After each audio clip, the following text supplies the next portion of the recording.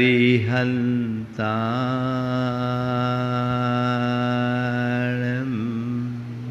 नमो अरिहन्ताणम् नमो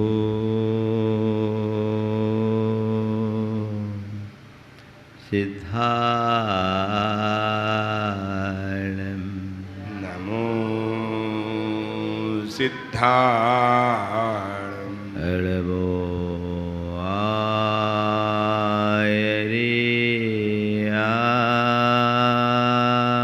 आयर्याणम् नमो आयर्याणम् नमो वज्झायाणम् नमो वज्झायाणम् नमो लोये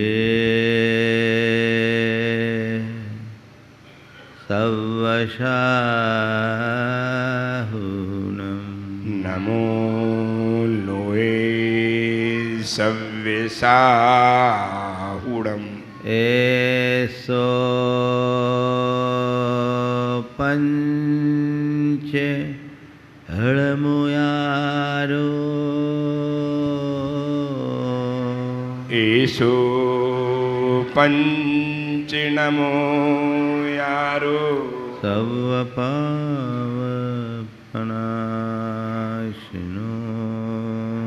सव्यपावपणाशिनो मङ्गलाळं च सव्येसिं मङ्गलाणं च सव्येसिं पढमं होय मङ्गलम् परमं होय मंगलम। जय बोलो देवादिदेव 1008 श्री भगवान महावीर स्वामी की जय जय जय। अहिंसा परमो धर्म की जय जय जय। परम पूज आचार्य गुरुवर श्री विद्यासागर जी महाराज की जय जय जय। परम पूज्य महामना मुनिराज प्रमासागर जी महाराज की, परम पूज्य रसागर जी महाराज की जय जय जय। जब कभी धर्म की चर्चा आती है तो हमारा ध्यान पूजा पाठ, उपासना, आराधना आदि धार्मिक क्रियाओं पर केंद्रित हो जाता है।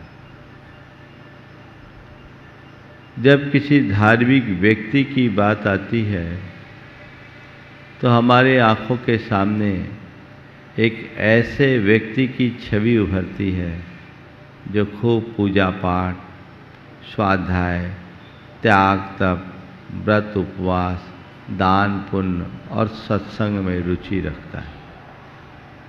निश्चित ये सब बातें एक धर्मात्मा मनुष्य के जीवन में घटती है, लेकिन ये धर्म नहीं, धर्म का बाहरी रूप है। एक सच्चा धर्मात्मा वही है जिसके अंदर पूजा, उपासना, आराधना के साथ नैतिकता और प्रामाणिकता हो और साथ ही आध्यात्मिकता से ओतप्रोत हो। हमें अपने भीतर झांक कर देखना है कि मेरी स्थिति क्या है।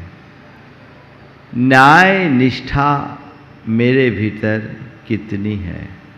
आज का विषय भी यही है, न्यायशीलता। ये हमारा धर्म है और धर्म तो बहुत ऊंची बात है।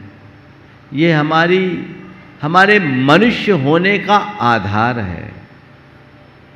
मानवीय दृष्टि से भी व्यक्ति को नैतिकता से ओतप्रोत होना चाहिए।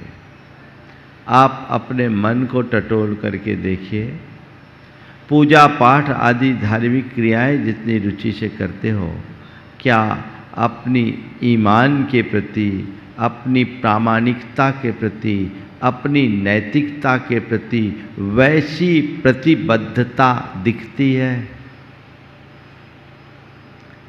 बहुत सारे लोग हैं जो भगवान की पूजा तो घंटा भर कर लेंगे और बाहर आते ही उनके भीतर एक ऐसा शैतान उभरेगा जिसे देखकर शायद शैतान भी सोच में पड़ जाए।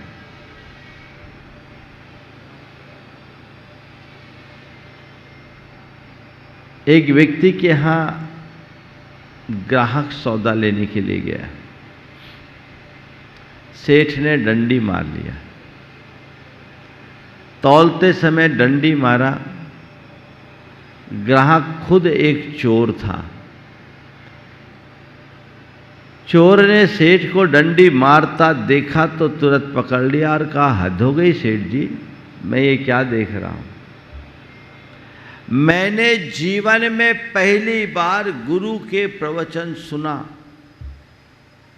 और प्रभावित होकर पूरे जीवन चोरी का त्याग कर दिया। अभी ताली मत बजाओ, बात सुनो। मैं पहली बार गुरु का प्रवचन सुना और मैंने चोरी का पूरी तरह त्याग कर दिया। लेकिन आप तो रोज प्रवचन सुनते हो, सबसे आगे बैठते हो और आप वही चोरी कर रहे हो। आप तो रोज प्रवचन सुनते हो, सबसे आगे बैठते हो और आप वही चोरी कर रहे हो। तो सेठ ने जो जवाब दिया वो बड़ा विचित्र है। उसने कहा, सुनो भाई, वो धर्म है, ये धंधा, हम अपने धंधे में धर्म का घालमेल नहीं करते।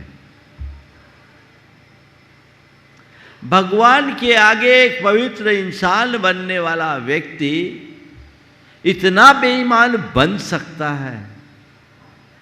संत कहते हैं, ऐसा करने वाला दूसरों को नहीं, खुद को धोखा देता है।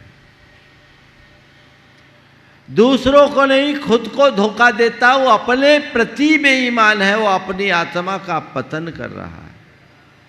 आज के कुछ सूत्र, फिर आज के संदर्भ की 4 बातें। न्यायनिष्ठ की संपत्ति कभी कम नहीं होती, वह दूर तक पीढ़ी दर पीढ़ी चली जाती। अगर तुम्हारा धन सही है तो पीढ़ियों तक फलेगा और गलत स्रोतों और तरीके से उपार्जित धन ज्यादा दिन तक टिकने वाला नहीं। नीतिकार कहते हैं, न्यायोपार्जितम वित्तम 10 वर्षानि तिष्ठते जायते तो 12 वर्षे समूलम विनश्यति, कि 10 साल तक फलेगा, 12वां वर्ष आए तो जल समेत चला जाएगा। इसलिए धन संपत्ति या अन्य जो भी चीजें हैं उनका अर्जन करो, पर सही तरीके से करो। सन्मार्ग को छोड़कर जो धन मिलता है उसे कभी हाथ न लगाओ, भले ही उससे लाभ के अतिरिक्त और किसी बात की संभावना न हो। सन्मार्ग को छोड़कर जो धन मिलता है उसे हाथ न लगाओ, भले ही उसमें लाभ के अतिरिक्त और कुछ संभावना न हो। चाहे जैसी भी कमाई, जितनी भी कमाई क्यों ना हो, काली कमाई से बचो, क्योंकि जब कलई खुलेगी तो तुम कहीं के नहीं रहोगे। और आजकल तो आए दिन भंडाफोड़ होता है और फिर वो व्यक्ति कहीं का नहीं रहता। एक बहुत अच्छा वाक्य है, भले और बुरे का पता उसकी संतान से चलता है। भले और बुरे का पता उसकी संतान से चलता है। अगर भले प्रकार से तुम धन संपत्ति अर्जित करोगे तो उसका प्रभाव तुम्हारे संतान में दिखेगा संस्कार के रूप में, और यदि गलत तरीके से आओगे तो तुम्हारी संतान भी भ्रष्ट हो जाएगी। मैं एक ऐसे व्यक्ति को जानता हूँ जो बड़े उच्चाधिकारी रहे। एक दिन उन्होंने रोती आंखों से अपने मन की व्यथा कहते हुए कहा, महाराज मैं क्या बताऊं, मैंने जीवन में घोर भ्रष्टाचार किया, अपार पैसा कमाया, लेकिन मुझे लगता है कि मेरे पापों का फल मुझे इसी जीवन में मिल गया। उस व्यक्ति की एक ही संतान, एक ही बेटा, टॉपर गोल्ड मेडलिस्ट, इंजीनियरिंग की पढ़ाई कर रहा था और 22 वर्ष की उम्र में उसका दिमाग पागल हो गया। रात दिन चीखता चिल्लाता है, पूरे मोहल्ले भर के लोगों का जीना मुहाल कर दिया। उन्हें अपना घर बस्ती से बाहर करना पड़ा। वो कहता है, महाराज जी मैंने जो सोचा कि ये मेरे बाल बच्चों के काम में आएगा, हमने हाथ काले किए, मेरा जीवन ही खराब हो गया। कभी आप सोचते हो कि किसी के साथ भी ऐसा हो सकता है? ये एक पाप है और पाप से बचो। तुम पाप के स्वरूप से अच्छे से परिचित हो। पाप की जब भी चर्चा आती, पाप से बचने की बात करते हो कि मुझे पाप से बचना है, लेकिन जब भी पाप की बात आएगी हिंसा से बचने की बात कर लोगे, अन्य तरह के पापों से बचने की बात कर लोगे, लेकिन इस बेईमानी और चोरी से बचने की बात क्यों नहीं करते? मनुष्य के मन में पलने वाली धन की प्रबल लिप्सा उसे पतित करती है, वो बर्बाद हो जाता है और वो कहीं का नहीं रहता।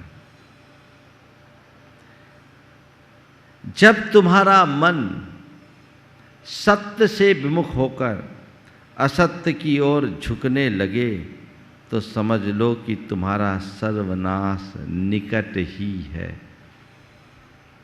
जब तुम्हारा मन सत्य से विमुख होकर असत्य की ओर झुकने लगे तो समझ लो कि तुम्हारा सर्वनाश निकट ही है। संसार धर्मात्मा और न्यायपरायण पुरुष की निर्धनता को हे दृष्टि से नहीं देखता, बल्कि अनैतिक आचरण करने वाले व्यक्ति की संपन्नता आलोचना का विषय बन जाती है। पर धर्मपरायण न्यायनिष्ठ व्यक्ति की निर्धनता भी सबके लिए आदर्श होती।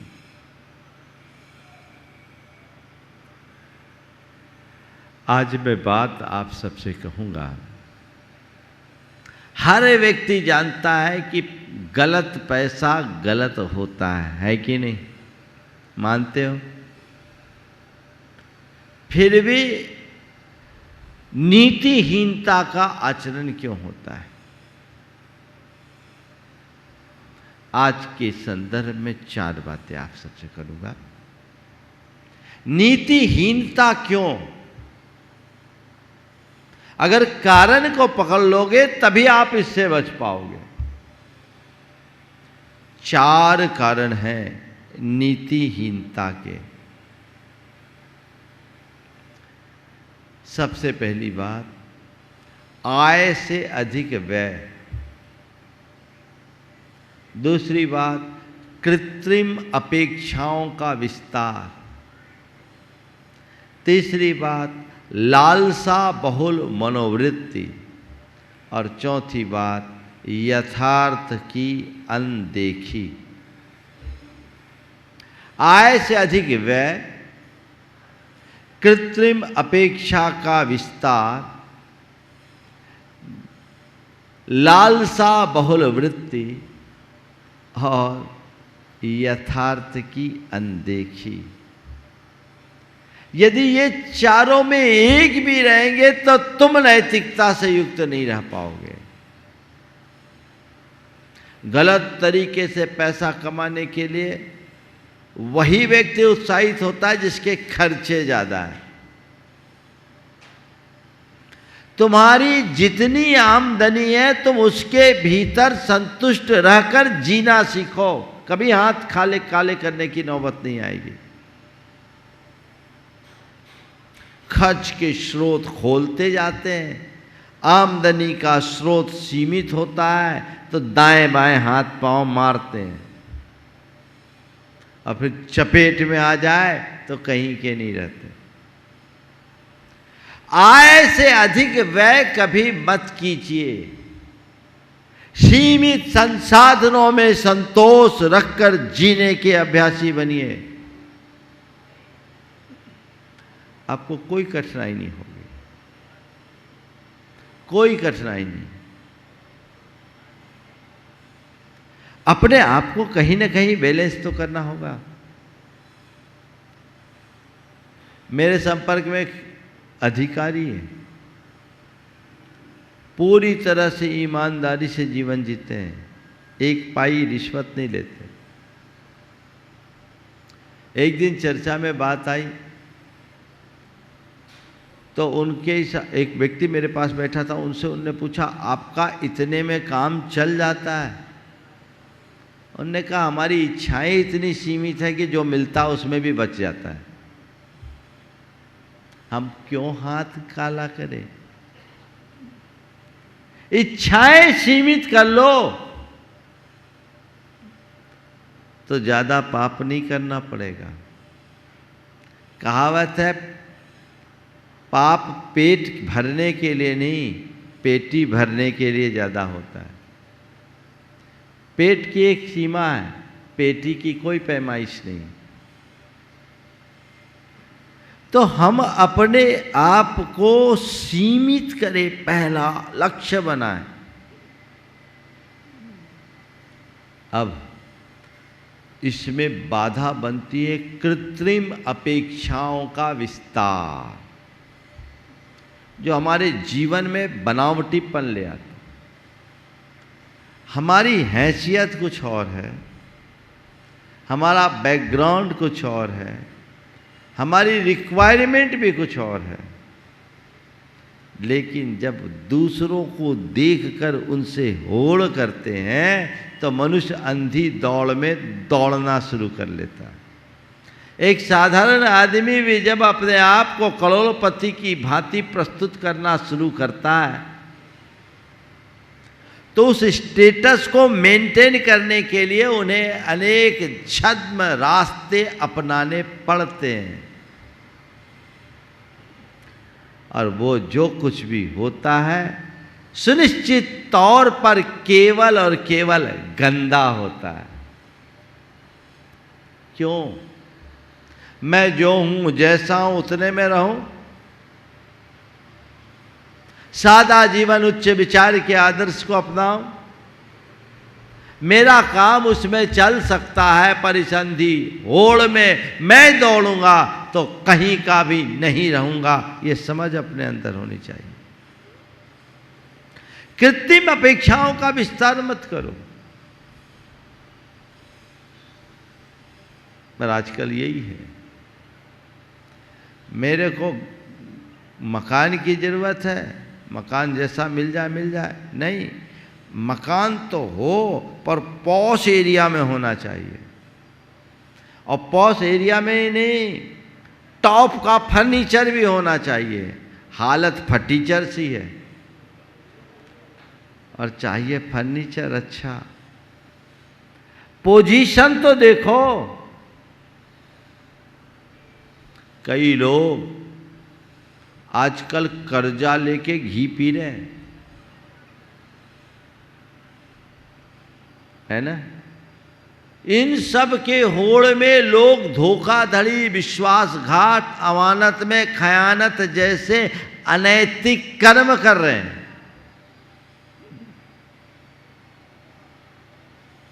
एक लोमहर्षक घटना प्रकाश में आई। एक व्यक्ति ने अपने साथ अपने पूरे परिवार की हत्या कर खुद आत्महत्या किया। एक साथ 6 लोगों की लाश गई। आज से लगभग 6 साल पहले की घटना है, आप लोगों ने भी सुना होगा। सब के सब हतप्रभ रह गए कि ये सब आखिर कैसे हो गया। मालूम पड़ा उस आदमी की बाजार में देनदारी बहुत ज़्यादा थी, आमदनी कम थी, खर्चा ज़्यादा, दिखाता ज़्यादा था और उसके लिए लोगों से पैसे लिए। इसकी टोपी उसके सिर, इसकी टोपी उसके सिर, कब तक चलेगी। जब भेद खुलने लगा, प्रेशर पड़ा, बर्दाश्त नहीं कर पाया, उसने ये गंदा रास्ता चुन लिया। ये तो इसने आत्महत्या की। कई ऐसे भी केस होते हैं, हर साल हर गांव से 2-4 आदमी बाजार का पैसा लेके भागता है, होता है। ये सब क्यों? ये कृत्रिम अपेक्षाओं के विस्तार का कुपरिणाम है। क्या ये पाप नहीं है या नैतिकता नहीं है? तुम धर्मी अपने आप को कहते हो। मेरे संपर्क में एक सज्जन, उन्होंने बताया कि एक व्यक्ति एक विधवा से पैसा लिया। वो एक शिक्षिका थी। अपने रोज के खर्चे को पूरा करने के लिए मोटी रकम ब्याज में देने का झांसा देके उसने उनसे पैसे ले लिए। बेचारी की जमा पूंजी 20 लाख रुपए थी। उसने ये सोच करके कि इसमें मुझे इतना ब्याज मिलेगा, मेरा खर्चा निकल जाएगा, पैसे लिए, 2-4 महीने ब्याज दिए और वो गोल हो गया। आज तक नहीं आया। पता लगा ऐसा बाजार का कईयों से पैसा ले लिया। पूछा गया क्यों दिया? बोला हमने देखा अच्छा धर्मात्मा है, मंदिर में पूजा पाठ करता है, साल में 2-4 लाख की बोलियां भी ले लेता है, इसकी माली हालत अच्छी हो। बाद में पता लगा ये सब चीज़ें केवल इसलिए करता था ताकि उसकी रेपुटेशन ठीक बनी रहे। ऐसे पापियों का क्या हाल होगा? ये कृत्रिम अपेक्षाएं हैं। जितनी बढ़ेगी जीवन में उतनी अधिक जटिलता आएगी। दूसरों को सामने रख कर मत चलो, खुद की क्षमताओं के अनुरूप अपना काम करो, तब तुम सुखी होगे। लेकिन बहुत दिक्कत होती है। एक बार एक सज्जन ने आकर कहा महाराज मैं बहुत परेशान हूँ। बोले क्या है? बोले महाराज मेरी अच्छी खासी सर्विस है, मुझे 80,000 का तनख्वाह भी मिलता है, जिसमें मेरा और मेरे परिवार का मैं अच्छे से काम चला सकता हूँ, चलाता भी हूँ, पर मेरी धर्मपत्नी इससे संतुष्ट नहीं है। धर्मपत्नी संतुष्ट नहीं है, वो मुझ पर रोज़ प्रेशर डालती है। हमारे यहाँ गाड़ी होनी चाहिए, हमारा बंगला अच्छा होना चाहिए, कपड़े ब्रांडेड होने चाहिए, ज्वेलरीज होनी चाहिए। महाराज मैं घर की बाकी व्यवस्थाएं तो करने में समर्थ हूँ, पर पत्नी की मांगों को पूरा करने में समर्थ नहीं। महाराज जी मैं क्या करूं? घर जाने के पहले मुझे डर लगता है कि जाऊंगा तो उसका कोप भाजन बनना पड़ेगा, अभी वो मुझ पर बरस पड़ेगी। मैं क्या करूं? कभी कभी उसकी सुन के लगता है कि मैं इधर उधर से कुछ कमाऊं, और मेरे पास अवसर है, मैं कमाना चाहूं तो कमा भी सकता हूं, पर मेरी आत्मा गवार नहीं करती कि ये काम मैं क्यों करूं, ये पाप क्यों करूं। जितनी तनख्वाह उससे मेरा काम चल सकता है, लेकिन महाराज वो सुनने को राजी नहीं। वो मेरी तुलना अपने सारी सहेलियों से करती है और मेरे उन मित्रों से करती है जो मेरे जैसे काम करते हैं पर गलत काम करके पैसा कमाते हैं। महाराज मैं क्या करूं? मैंने कहा कुछ मत करो, जो कर रहे हो उस पर डटे रहो। धर्मपत्नी जो कहे उसे एक कान से सुनो और दूसरे कान से निकाल दो, ये सोचकर कि ये भी मेरे कर्म काटने का निमित्त बनकर आई है, और समता रखो। वो आदमी अंदर से मजबूत है, आज भी बचा हुआ है। पति पत्नी में मतभेद है इस बात को लेकर, लेकिन बहुत विनम्रता और दृढ़ता के साथ वो अपने आप को प्रस्तुत करता है और खुश है। लेकिन अगर थोड़ा वीक हो तो, कमज़ोर पड़ जाए तो मामला गड़बड़ा सकता है। बहुतों के साथ ऐसा होता है। तृष्णा और लालसा का लगाव, लालसा बहुल वृत्ति, कईयों के लिए बस हाय पैसा, हाय पैसा, हाय पैसा, किसी का और छोर ही नहीं, चाहे जैसे कैसे भी हो, बस पैसे हो, तो उस आदमी के लिए कुछ नहीं हो सकता। और यथार्थ की अनदेखी, यथार्थ को सामने रखोगे तो कभी अनीति की तरफ मन ही नहीं झुकेगा। यथार्थ क्या है? क्या लेकर आए और क्या लेकर जाओगे, बोलो? घी में डूबी रोटी खा रहे हो, उससे ज़्यादा खा नहीं पाओगे। पहली बात, ज़्यादा होगा तो डॉक्टर छुटवा ही देगा, रूखी रोटी खानी पड़ेगी, उससे ज़्यादा तो कुछ भोग नहीं सकते। और लेकर के कुछ जाना नहीं।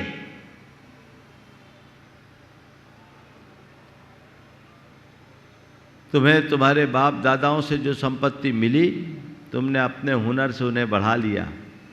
अगर हुनर छीन हो तो सब गंवा भी दोगे।